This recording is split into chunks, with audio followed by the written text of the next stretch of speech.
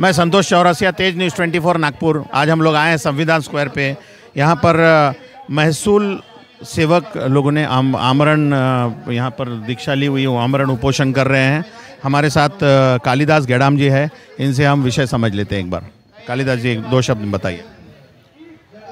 मी कालिदास गेडाम, जिल्हाध्यक्ष गडचिरोली, विदर्भ महसूल सेवक संघटनेच्या वतीने या ठिकाणी आजचा 26वा दिवस आहे आंदोलनाचा।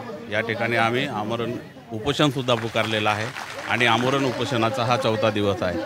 आमरण उपोषणामध्ये या ठिकाणी आमचे विदर्भ संघटनेचे अध्यक्ष आदरणीय रवींद्रजी बोदेले, त्याचबरोबर योगेशजी शेळमाके, राज्य उपाध्यक्ष महाराष्ट्र राज्य महसूल सेवक संघटना, हे या ठिकाणी उपोषणाला बसलेले आहेत। आमची शासनाकडून एकच मागणी आहे फक्त, का आम्ही जो काम करतो आहोत ग्राम पातळीपासून तर शहरी भागापर्यंत, गावापासून तर मंत्रालयापर्यंत, त्यामध्ये मग निवडणुकीचे कामं असतील, नैसर्गिक आपत्तीचे कामं असतील, त्यानंतर या ठिकाणी वयोवृद्ध माणसांपर्यंत शासनाच्या ज्या काही योजना आहेत, महसूल विभागाच्या मार्फतीने ज्या ज्या योजना या ठिकाणी निर्गमित केल्या जातात, सर्व आपले योजना ह्या नागरिकांपर्यंत पोहोचवण्याचं काम हा महसूल सेवक करतो आहे।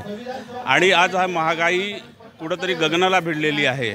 महागाई गगनाला भिडली असल्याने फक्त आणि फक्त आम्हाला 15,000 रुपये मानधन दिला जातो। या 15,000 मानधनामध्ये आमचं कुटुंबाचं उदरनिर्वाह करायचा कसा, आमचे म्हातारे आईवडील जे आहेत त्यांचं औषधोपचार करायचा कसा, आमच्या मुलाबाळांचं शिक्षण पाणी करायचं कसा, हे खूप मोठे असे ज्वलंत प्रश्न आमच्यासमोर उपस्थित झालेले आहेत। ज्या अर्थी आम्हाला सगळ्या गोष्टी शासनाचे लागू आहेत, फक्त एकमेव की आम्हाला कुठल्या पद्धतीचं ग्रेड नाही।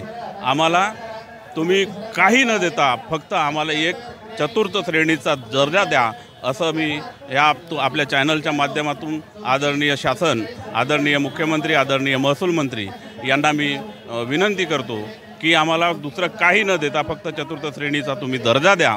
दर्जा देऊन सन्मानाने जगण्याची संधी आम्हाला या ठिकाणी उपलब्ध करून द्याल, एवढीच माफक अपेक्षा करतो। जय हिंद, जय भारत। यानी आप लोगों की सिर्फ मांगनी है कि 4th क्लास में हमको लिया जाए, बस जो 15,000 रुपये पेमेंट है इसमें हम कैसे काम चलाएं, बस इतना ही है। तो ये थे हमारे कालिदास गेडाम जी।